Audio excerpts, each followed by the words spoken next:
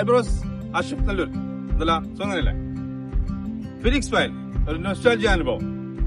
ഈ എപ്പിസോഡിന്റെ ഭാഗമായി നമ്മുടെ ഇന്നത്തെ അതിഥി താരമായി എത്തുന്നത് അന്നത്തെ ഫിനിക്സ് ജൂനിയർ ടീമിന്റെ നെടും തൂണായിരുന്ന ബാറ്റിങ്ങിലും ബോളിങ്ങിലും ആവേശമായിരുന്ന നമ്മുടെ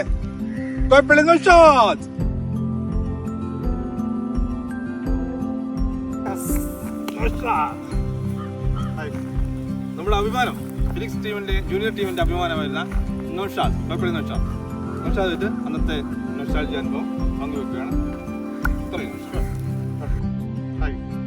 ഞാൻ നൗഷാദ്.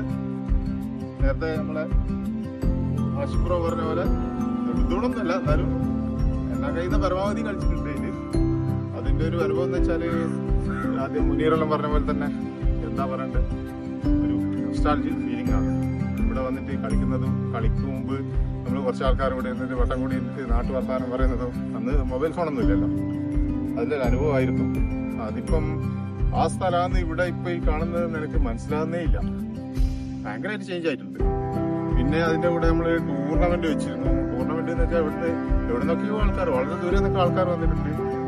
നമ്മളെ അടുത്തുള്ള സ്ഥലങ്ങൾ പറയുകയാണെങ്കിൽ മൊകേരി, പാത്തിപ്പാലം, പിന്നെ കല്ലിക്കണ്ടി, മാനൂര്, ഈ ടീമൊക്കെ ഇവിടെ വന്നിട്ട് ഇഷ്ടംപോലെ 130 ആൾ വന്നിട്ടുണ്ട്.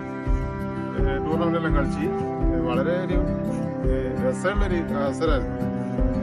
കൂടുതൽ പറയുകയാണെങ്കിൽ നമ്മള് ചങ്ങായിമാരായ ആഷിഫ്, അജ്മൽ, ആരിസ്, പിന്നെ അബോധങ്കണ്ടി അഷ്റഫ്, നൗഷാദ്, മുനീർ, അങ്ങനെ കുറെ പേരുണ്ട്.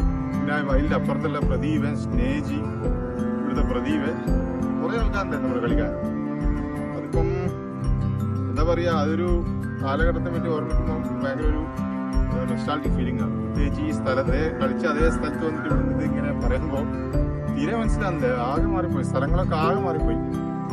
ഇതിനിപ്പോ ഒരു ഇനീഷ്യേറ്റീവ് എടുത്ത് നമ്മളെ ആഷിഫിന് അതിന്റെ പേരിലൊരു നല്ലൊരു ഹായ് പറയും. അപ്പം ബ്രോസ് ശേഷം അടുത്ത വീഡിയോ കാണുന്നത് വരെ ബൈ ബൈ.